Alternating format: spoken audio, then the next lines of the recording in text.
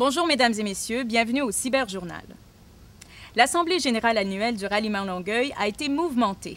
Le chef intérimaire du parti, Michel Latendresse, qualifie l'administration municipale actuelle de régime de terreur à la Maurice Duplessis. Un reportage de Carl Boisvert.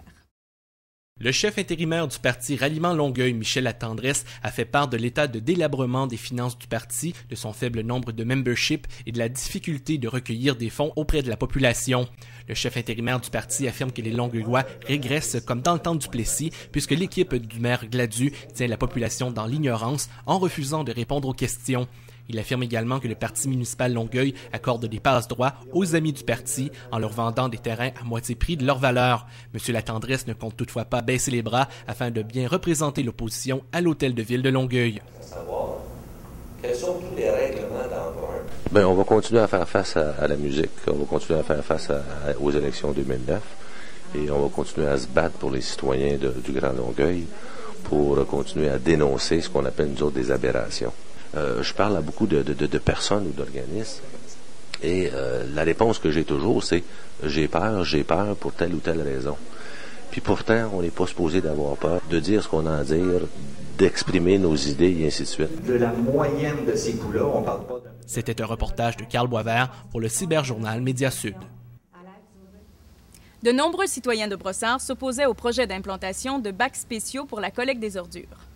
Ils sont passés bien près de tout faire annuler. Harold de Beaulieu nous explique.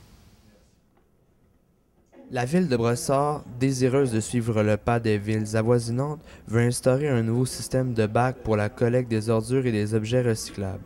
Le seul problème, c'est qu'elle a l'intention de refléter la facture d'environ 4 millions de dollars aux citoyens et ils sont nombreux à s'y opposer. On vit dans des maisons arrangées et on ne voit pas la possibilité. Moi, je vais parler mon nom, mais je pense qu'il y a beaucoup d'autres personnes qui peuvent le dire aussi. On ne voit pas la capacité, la possibilité d'avoir des bacs aussi gros compte tenu de la configuration de nos maisons.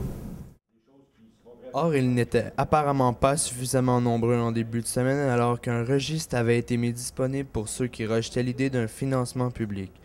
Aux 1389 signatures nécessaires, il en manquait 27 pour un total de 1362 opposants. À l'annonce des chiffres, plusieurs se disaient profondément déçus. Quant au maire Pelletier, il semblait du même avis que ces derniers. En attendant la prochaine séance du Conseil le 30 juin prochain, d'autres démarches devraient être entreprises par les citoyens. En avril 2007, la ville de Longueuil a autorisé la construction de quartiers domiciliaires sur 25 % de la superficie du boisé du Tremblay. Où en sont les développements? Un reportage de Francis Dugas.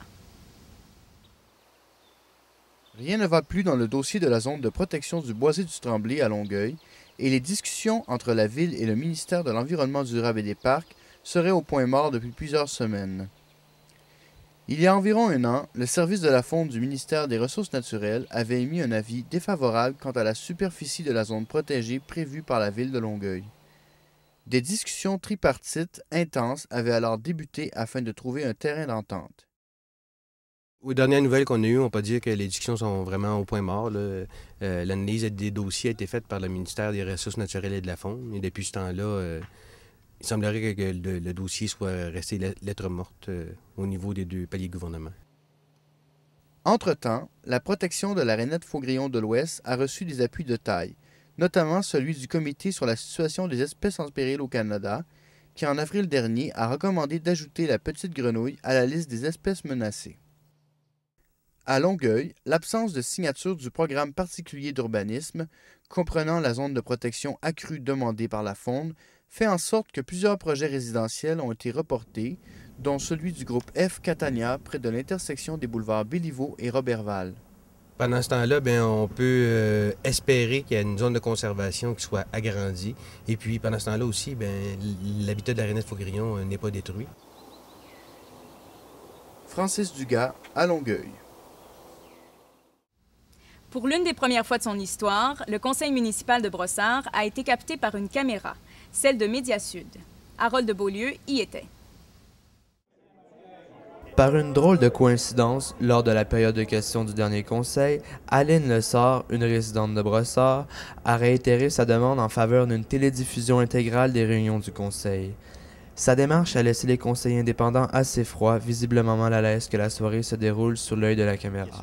Je me demande si actuellement les circonstances actuelles à Brossard s'y prêtent à ça.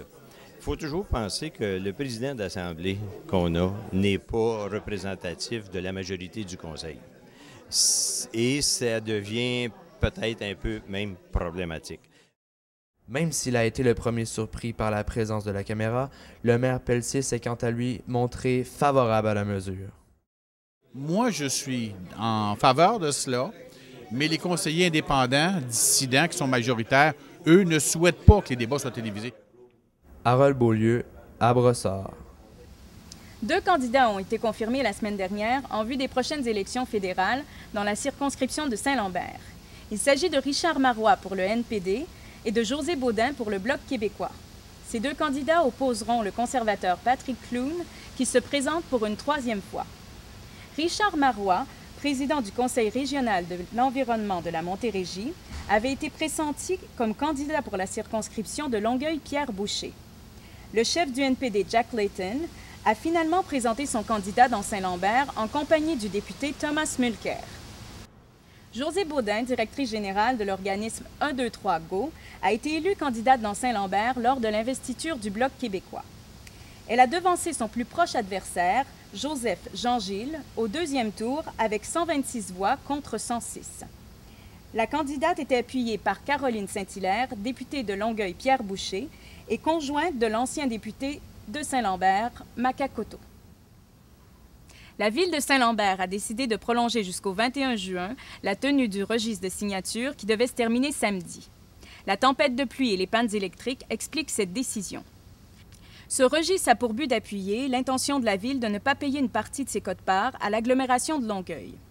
Ces quotes-parts servent au financement des équipements et des installations sans vocation régionale, comme la place Charlemagne, la marina de Longueuil, le boulevard Le Sage, l'aréna Jean Béliveau et le boulevard Curé-Poirier.